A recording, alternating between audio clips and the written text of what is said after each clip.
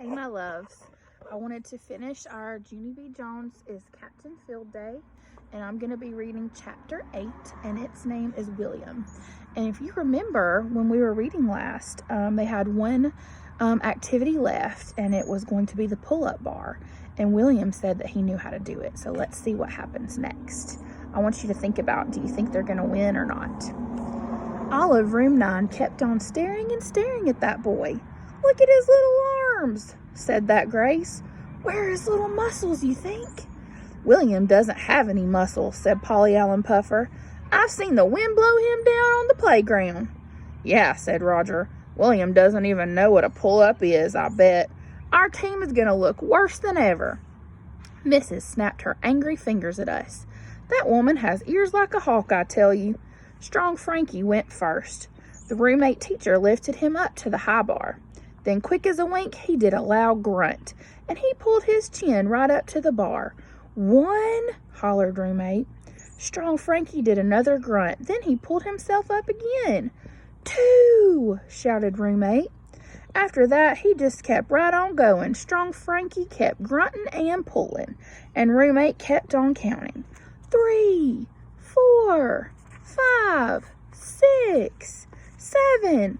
Finally, Strong Frankie dropped to the ground. "7, 7, Strong Frankie did 7, shouted New Thelma. Room 9 sat down in the grass real gloomy, 'cause William was next, that's why. We covered our eyes and we peeked through our fingers. Mrs. lifted him up to the pull-up bar. It was not fun to watch, 'cause William just kept dangling there, and he didn't even move a muscle. Pretty soon, roommate started to laugh.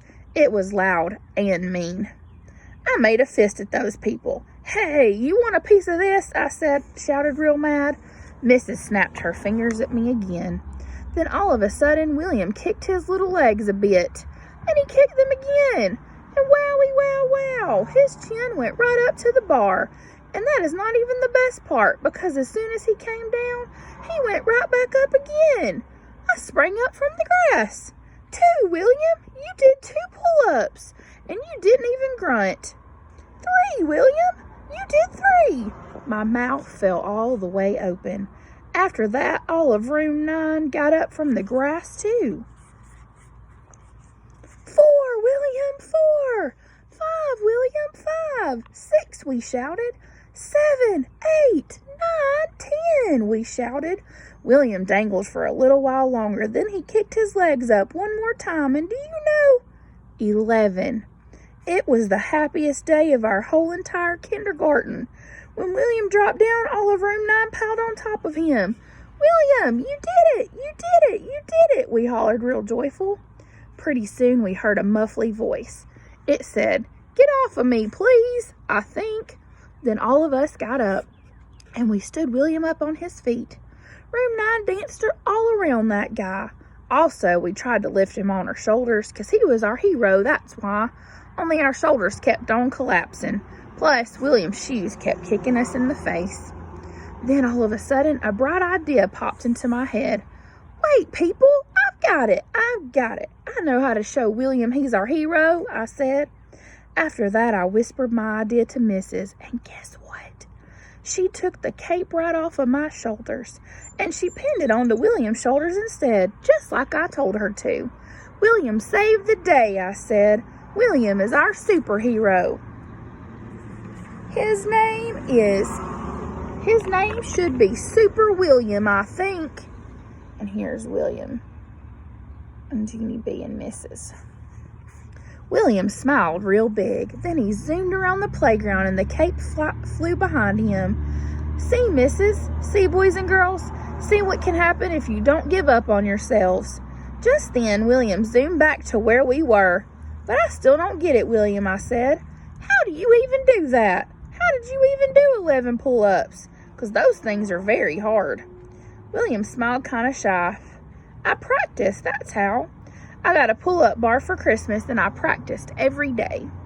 Just then, William's daddy came hurrying over, and he put Super William on his shoulders.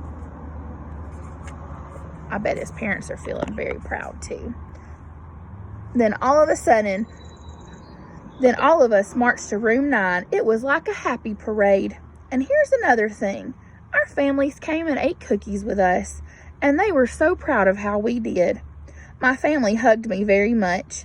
Then my Grandma Miller hugged Super William too, and Grandpa Miller flew him all around in the air, 'cause William loved that cape, I tell you. And so guess what else? I didn't even ask for it back, not for the whole rest of the day. This is being nice of me, I said to myself. I am being a good team captain. After that, I laughed right out loud, 'cause you know what? I was tooting my own horn, I tell you. And that's the end of Junie B. It's Captain Field Day. I think she did the right thing at the end. She was being a good friend and a good captain and a good leader. And she was letting her friend have some time to shine. All right, guys, I love you so much. I hope you enjoyed.